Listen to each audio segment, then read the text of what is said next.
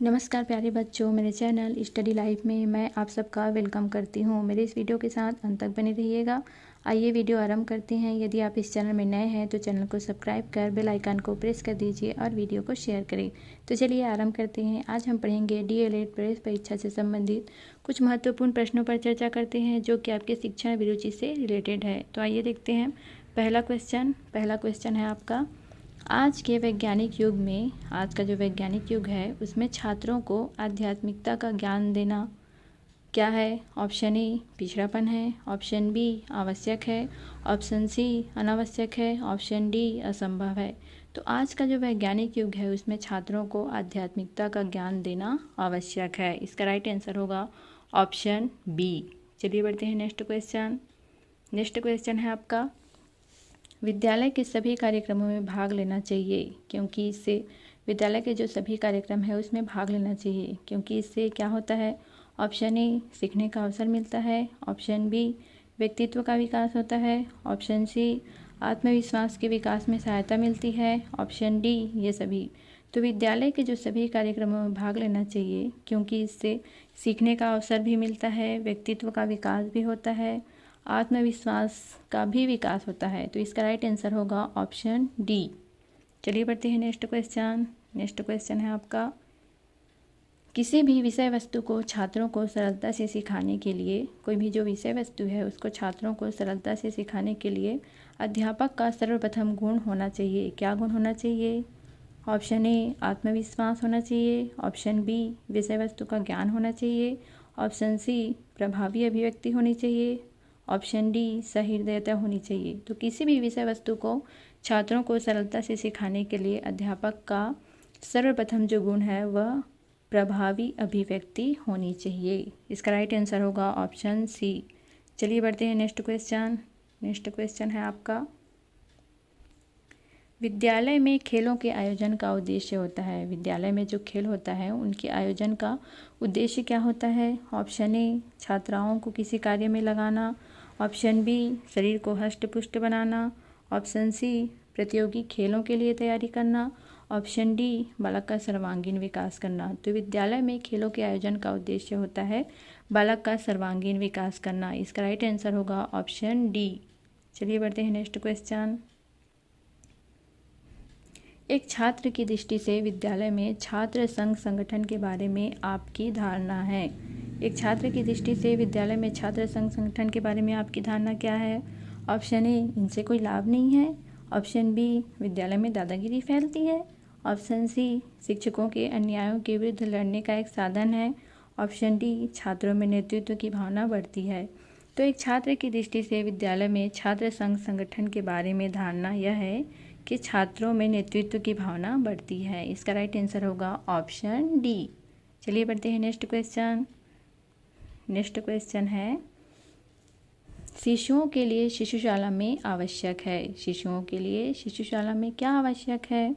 Option A खेल के अवसर प्रदान करना, ऑप्शन बी सामान्य ज्ञान देना, ऑप्शन सी भाषा पढ़ाना, ऑप्शन डी कहानियाँ सुनाना।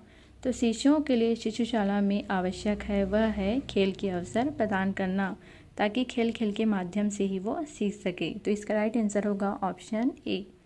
चलिए बढ़ते हैं नेक्स्ट क्वेश्चन, एक अच्छी पाठ्यपुस्तक वह है जो अन्य विशेषताओं के अतिरिक्त अनिवार्य रूप से सम्मिलित करती है। क्या अनिवार्य रूप से सम्मिलित करती है? ऑप्शन ए परीक्षकों का निर्देश, ऑप्शन बी गृह कार्य के अभ्यास, ऑप्शन सी शिक्षकों को निर्देश, ऑप्शन डी प्रकरणों की सूची बहुत से। तो एक अच्छी पाठ्यपुस्तक वह है जो शिक्षकों के निर्देश को अनिवार्य रूप से सम्मिलित करती है। चलिए बढ़ते हैं नेक्स्ट क्वेश्चन, वर्तमान समय में प्राइमरी शिक्षा की दुर्दशा का मुख्य कारण है। वर्तमान जो समय है उसमें प्राइमरी शिक्षा की जो दुर्दशा है उसका मुख्य कारण क्या है? ऑप्शन ए एकाकी परिवार, ऑप्शन बी छात्रों का दूरदर्शन में अधिक समय व्यतीत करना, ऑप्शन सी गाइड पुस्तकों पर भरोसा, ऑप्शन डी शिक्षक छात्र का विषम अनुपात। तो वर्तमान समय में प्राइमरी शिक्षा की जो दुर्दशा है उसका मुख्य कारण है शिक्षक छात्र का विषम अनुपात। तो इसका राइट आंसर होगा ऑप्शन डी। चलिए बढ़ते हैं नेक्स्ट क्वेश्चन। नेक्स्ट क्वेश्चन है आपका, सभी बच्चों की एक ही समस्या है। जो बच्चे हैं, सभी बच्चे हैं, उनकी एक ही समस्या है, तो आप उनकी समस्या का समाधान करते हैं, कैसे करते हैं? ऑप्शन ए, एक एक कर।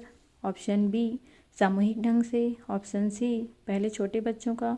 ऑप्शन डी, पहले बड़े बच्चों का। तो सभी बच्चों की अगर एक ही समस्या है तो उन समस्याओं को हम सामूहिक ढंग से समाधान करेंगे। तो इसका राइट आंसर होगा ऑप्शन बी। चलिए बढ़ते हैं नेक्स्ट क्वेश्चन। नेक्स्ट क्वेश्चन है आपका, जो आपकी सही आलोचना करता है, जो आपकी सही आलोचना करता है तो उसके साथ आपका व्यवहार अपेक्षित होगा। जो आपकी सही आलोचना कर रहा है उसके साथ आपका व्यवहार अपेक्षित होगा। कैसा होगा? ऑप्शन ए, एक मित्र के रूप में। ऑप्शन बी, एक मूर्ख के रूप में। ऑप्शन सी, एक आलोचना के रूप में। ऑप्शन डी, इनमें से कोई नहीं। तो जो आपकी सही आलोचना कर रहा है उसके साथ आपका व्यवहार जो है वो होगा एक मित्र के रूप में। तो इसका राइट आंसर होगा ऑप्शन ए। चलिए बढ़ते हैं नेक्स्ट क्वेश्चन। नेक्स्ट क्वेश्चन है आपका, एक प्रभावी अध्यापक के लिए आवश्यक नहीं मानते हैं। एक प्रभावी जो अध्यापक है उसके लिए आवश्यक नहीं है। क्या आवश्यक नहीं है? ऑप्शन ए, केवल दंड देने वाला हो। ऑप्शन बी, वह विषय को रोचक बनाता हो। ऑप्शन सी, सृजनशील हो। ऑप्शन डी, वह उत्तम वक्ता हो। तो एक प्रभावी अध्यापक के लिए जो है आवश्यक नहीं है, वह है ऑप्शन ए, केवल दंड देने वाला हो। चलिए बढ़ते हैं नेक्स्ट क्वेश्चन। नेक्स्ट क्वेश्चन है आपका, प्रभावी संप्रेषण संभव हो सकता है। प्रभावी जो संप्रेषण है वो संभव हो सकता है। कैसे संभव हो सकता है? ऑप्शन ए, श्रोता के स्तर को जानकर। ऑप्शन बी, आपके उचित शब्द प्रयोग से। ऑप्शन सी, आपके विस्तृत ज्ञान से। ऑप्शन डी, जोर से बोलकर। तो प्रभावी संप्रेषण संभव हो सकता है श्रोता के स्तर को जानकर। इसका राइट आंसर होगा ऑप्शन ए। चलिए बढ़ते हैं नेक्स्ट क्वेश्चन।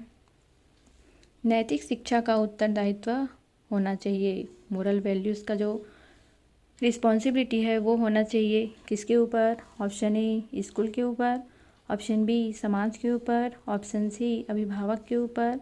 ऑप्शन डी, धर्मगुरु के ऊपर। तो मोरल वैल्यूज़ का जो रिस्पॉन्सिबिलिटी है वो होना चाहिए स्कूल के ऊपर। इसका राइट आंसर होगा ऑप्शन ए। चलिए बढ़ते हैं नेक्स्ट क्वेश्चन। छोटे बच्चों की शिक्षा देना जरूरी है। छोटे बच्चों को शिक्षा देना जरूरी है, परंतु उनके ऊपर किस प्रकार का बोझ अपेक्षित नहीं है। परंतु उनके ऊपर किस प्रकार का बोझ अपेक्षित नहीं है? ऑप्शन ए, लिखने का बोझ। ऑप्शन बी, पढ़ने का बोझ। ऑप्शन सी, गृह कार्य का बोझ। ऑप्शन डी, विद्यालय जाने का बोझ। तो छोटे बच्चों की शिक्षा देना जरूरी है, लेकिन उनके ऊपर गृह कार्य का बोझ जो है वो अपेक्षित नहीं है। अब आप सभी के लिए क्वेश्चन है जिसका जवाब आप सभी कमेंट सेक्शन में दीजिएगा।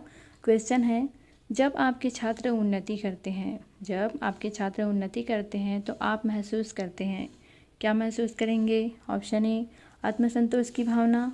ऑप्शन बी, प्रसन्नता की भावना। ऑप्शन सी, ईर्ष्या की भावना। ऑप्शन डी, आत्मग्लानि की भावना। इसका जवाब आप सभी कमेंट सेक्शन में दीजिएगा। तो चलिए आज की क्लास यहीं समाप्त करते हैं। आशा करती हूँ आप सभी को मेरा ये वीडियो अच्छा लगा होगा। स्टडी रिलेटेड क्लास से जुड़े रहने के लिए मेरे चैनल को सब्सक्राइब कर वीडियो को लाइक और शेयर करना न भूलें। धन्यवाद।